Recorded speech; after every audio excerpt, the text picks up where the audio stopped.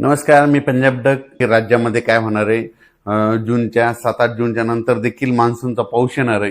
पण त्या अगोदरच काय होणार आहे की तुम्हाला एक सांगू इच्छितो की 31 मे पासून राज्यामध्ये काय होणार आहे.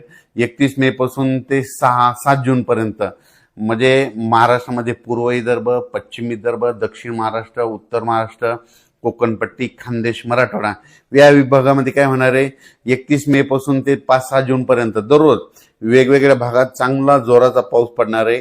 काही काही ठिकाणी ओढे नाले वाहणारा पडणार आहे, काही काही ठिकाणी रिमझिम पडेल, काही काही ठिकाणी विजेच्या कडकासह पण जिल्ह्यात मात्र खूप ठिकाणी पावसाची हजेरी लावणार आहे. म्हणून हा अंदाज सर्व शेतकऱ्यांनी लक्षात येतात, म्हणजे 6 जून पर्यंत.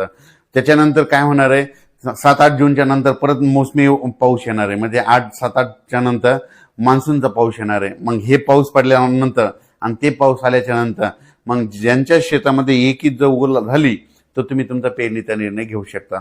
कारण की राज्यामध्ये यावर्षी म्हणजे हे 2026 खूप चांगलं असं मान्सूनसाठी पोषक वातावरण आहे. नसतं इतकं पोषक वातावरण नसतं.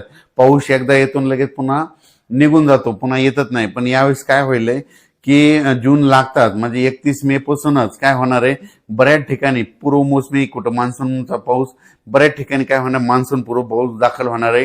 काही काही ठिकाणी असं वाटेल की तुम्हाला पेरणी